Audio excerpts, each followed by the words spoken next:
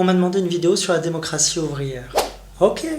Tu te dis peut-être que la démocratie ouvrière, c'est juste la démocratie telle qu'on la connaît, avec nos institutions de la Ve République, mais avec le mot ouvrière derrière. Du coup, tu te dis peut-être que c'est juste la démocratie, mais avec un bleu de travail, et puis éventuellement un jambon beurre. Un pastis. Ou alors à l'inverse, tu te dis que c'est direct les soviets, que c'est la République démocratique de Chine, comité central, je sais pas.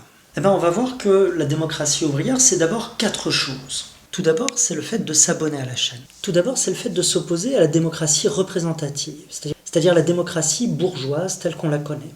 En réalité, notre démocratie, ou ce qu'on appelle démocratie, c'est un régime qui est lui-même quelque peu autoritaire ou dictatorial.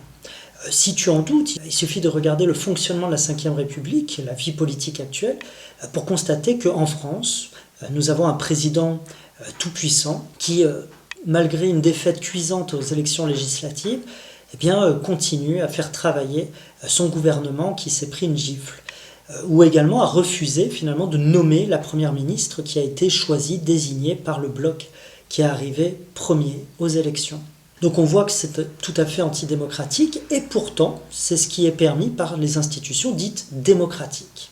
Donc on voit bien que la démocratie ouvrière, ça n'est pas juste cette démocratie-là mais à la sauce ouvrière, c'est tout autre chose. C'est d'abord une rupture avec les institutions de la Ve République et avec ce fonctionnement de démocratie représentative. Démocratie, par ailleurs, on peut en douter dès lors qu'il y a un poids prépondérant au niveau de l'opinion publique et du débat politique qui est occupé par les grandes fortunes qui s'accaparent la presse, qui s'accaparent également les médias. Il faut voir la concentration des médias en France, et je suppose que ce n'est guère mieux ailleurs, ce qui permet de donner un peu le là à la vie politique, et notamment aux opinions qu'on veut voir circuler. Comme on dit, quand on paye l'orchestre, on choisit la musique. La démocratie ouvrière, elle s'exerce d'abord dans les organisations ouvrières traditionnelles. Notamment, ça peut être dans des partis politiques, dans des mouvements politiques, ou également dans des syndicats. L'autre grand principe qu'on peut y trouver, c'est la liberté absolue dans la discussion. C'est-à-dire le fait qu'il y a des espaces de discussion qui rendent possible le débat, puis également le désaccord, l'opposition et la confrontation. On peut avoir l'impression que ça existe dans notre espace médiatique, par exemple. Mais quand tu regardes dans les faits, il y a une tendance finalement à mettre au pas les opinions qui seraient dissidentes ou qui seraient jugées défavorables, par exemple en criminalisant, par exemple l'antisionisme et la critique de la politique menée par l'État d'Israël. On peut criminaliser le soutien aux organisations de résistance palestiniennes en considérant que c'est faire de l'apologie de terrorisme. Bref, ce sont autant de procédés qui visent à museler finalement le débat politique et donc à empêcher une franche discussion et délibération collective. Eh bien, rien de tout cela dans la démocratie ouvrière, où la discussion est la plus large possible, on peut se permettre de critiquer, de contester, de s'opposer. Et j'espère que le point se fait sur mon visage, parce qu'un coup sur deux, il se fait sur la bibliothèque. Si tu veux un exemple de démocratie ouvrière, eh bien, tu peux regarder par exemple les congrès des organisations syndicales ouvrières. Je prends un exemple, le congrès de la CGT. Tu trouves en ligne, sur YouTube, l'intégralité des débats, des interventions et des amendements qui ont été formulés lors des précédents congrès. Qu'est-ce qu'on y constate? C'est que la direction sortante s'en prend plein la tête. Camarade Philippe Martinez, qui t'a donné mandat pour parler de médiation alors que les travailleurs sont dans la rue? Ce qui fait partie de la liberté du jeu démocratique et de la liberté dans la discussion. On voit ici que la discussion elle est franche, il n'y a pas de censure qui s'exerce contre elle, il n'y a personne qui va venir vous faire sortir manu militari comme on peut le voir parfois dans les assemblées générales d'actionnaires de grandes entreprises.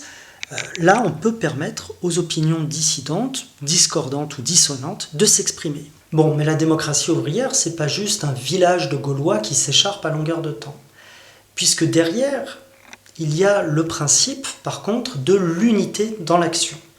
C'est-à-dire, une fois qu'on a franchement discuté, une fois qu'on a bataillé pour faire passer ses amendements, faire passer sa vision des choses et peut-être modifier collectivement les orientations de notre organisation, alors ensuite on passe au vote. Et à partir du moment où notre proposition a été rejetée, on doit l'accepter. Donc dès lors qu'il y a un accord qui s'est fait collectivement, la démocratie ouvrière consiste aussi à ressortir unis autour de ce programme d'action, de ce plan d'action. Bon, si tu ne te reconnais pas dans ce plan d'action, tu peux toujours démissionner et aller ailleurs.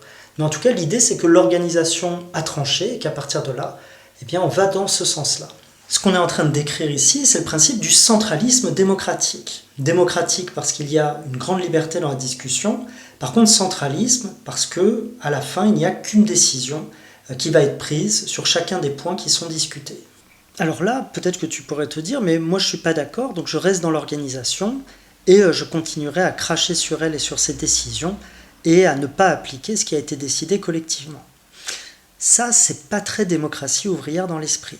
En effet, le quatrième et dernier point, c'est le respect du mandat. C'est l'idée selon laquelle eh bien, le collectif a débattu, le collectif a décidé, et bien à partir de là, les représentantes et représentants sont mandatés par le collectif pour mettre en œuvre ces décisions collectives. Je ne peux pas, par opportunisme ou par carriérisme, eh bien, décider de manger le mandat, comme on dit, et donc de m'asseoir sur ce qui a été décidé collectivement. Sinon, ce serait un coup de canif dans la démocratie ouvrière. Alors ce type de trahison, malheureusement, on en constate régulièrement dans l'histoire du mouvement ouvrier. Mais ce qui est important ici, c'est que doit vivre finalement ce principe eh bien, de démocratie ouvrière et de tâcher de le faire respecter le plus possible. Parce que c'est comme ça finalement que le mouvement ouvrier eh bien, progresse dans sa construction et dans le fait de faire vivre eh bien, ses instances traditionnelles, dans le fait de mener la lutte des classes pour servir ses intérêts. Ce livre n'a aucun rapport avec ce que je suis en train de dire. Donc rupture avec la démocratie représentative, la démocratie telle que nous la connaissons, la démocratie en réalité bourgeoise, liberté absolue dans l'expression des opinions, des désaccords, unité dans la décision finale qui est prise, et enfin respect impératif du mandat. Telles sont les 4 composantes de la démocratie ouvrière. Dis-moi en commentaire ce que tu en penses, si tu vois d'autres composantes qui sont intéressantes ou qui mériteraient d'être approfondies. Et si tu veux revenir sur cette histoire de mandat qui est mangé, de trahison finalement de la démocratie ouvrière, tu peux aussi te référer à cette vidéo.